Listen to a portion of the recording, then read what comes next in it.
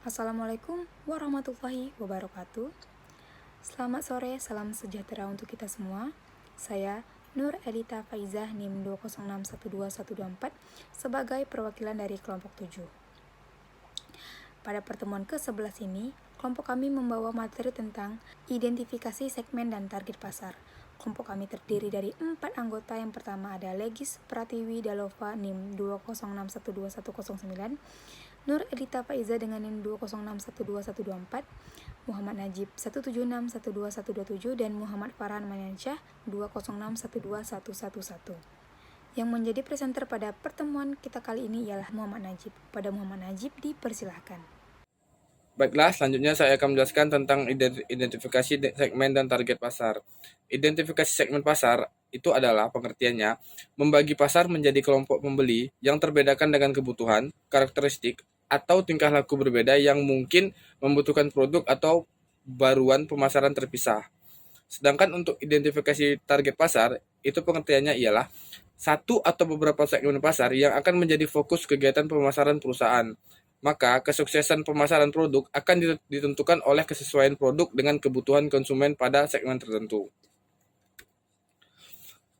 Untuk poin selanjutnya, pemasar sasaran yang efektif mengharuskan pemasar itu yang pertama, mengidentifikasi dan menentukan profil berbagai kelompok pembeli yang mempunyai kebutuhan dan preferensi berbeda. Jadi, kita itu perlu mengetahui apa yang dibutuhkan atau apa yang seharusnya kita jual untuk calon pembeli tersebut. Tujuannya agar pemasar apa yang kita jual itu terjual sesuai dengan segmentasi pasarnya. Untuk poin kedua, setelah kita mengidentifikasi, kita sudah tahu apa yang dibutuhkan oleh calon pembeli kita memilih satu atau lebih segmen pasar yang untuk dimasuki. Jadi kita setelah kita tahu, kita memilih apa yang cocok segmentasi pasarnya untuk calon konsumen kita atau calon pembeli kita. Setelah kita melakukan identifikasi, kita sudah memilih segmen pasarnya. Untuk tahap selanjutnya itu untuk step segmen sasaran, menentukan dan mengkomunikasikan berbagai manfaat penawaran pasar perusahaan atau positioning pasar. Jadi setelah kita melakukan tahap 2, kita mengkomunikasikan manfaat apa yang kita jual atau kita menawarkan target pasar kita. Baiklah, mungkin itu aja yang bisa saya jelaskan. Selanjutnya akan dijelaskan oleh teman saya. Assalamualaikum warahmatullahi wabarakatuh. Terima kasih. Di sini saya akan melanjutkan di bab 2 mengenai tingkat segmentasi pasar. Tingkat segmentasi pasar itu ada 4. Yang pertama pemasaran segmen, yang kedua pemasaran ceruk, yang ketiga pemasaran lokal, dan yang keempat pemasaran individual. Pemasaran segmen yaitu terdiri dari kelompok pelanggan yang memiliki sekumpulan kebutuhan dan keinginan serupa. Dan yang kedua, pemasaran lokal. Pemasaran lokal ini mencerminkan sesuatu yang sedang tumbuh yang disesuaikan dengan kebutuhan dan keinginan pelanggan lokal. Yang ketiga, pemasaran ceruk. Pemasaran ceruk ini kelompok pelanggan yang lebih sempit yang mencari bauran manfaat yang berbeda. Dan yang terakhir, pemasaran individual. Pemasaran ini yang mengarah pada segmen satu yang disesuaikan lebih ke individual. Bab 3 yaitu dasar segmentasi pasar konsumen. Dasar segmentasi pasar konsumen itu ada 3.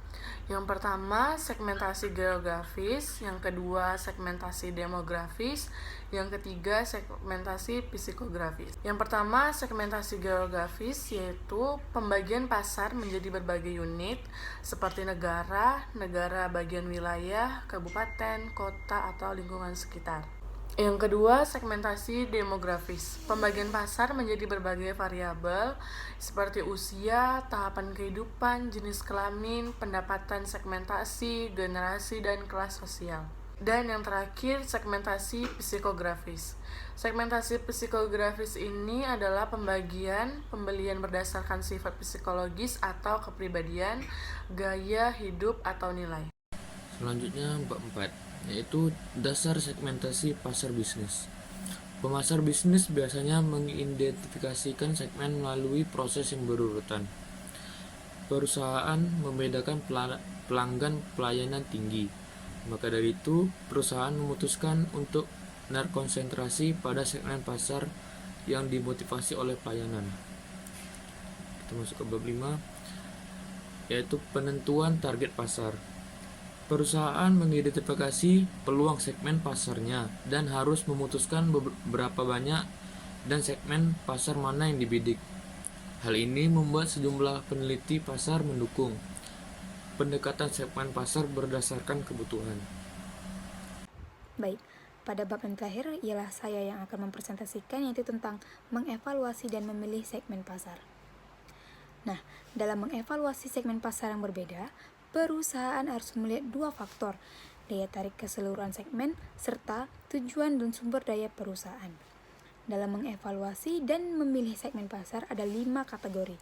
Yang pertama ialah tentang konsentrasi segmen tunggal, yaitu tentang segmen pasar tertentu dapat berubah ke arah berlawanan atau pesaing mungkin memasuki segmen.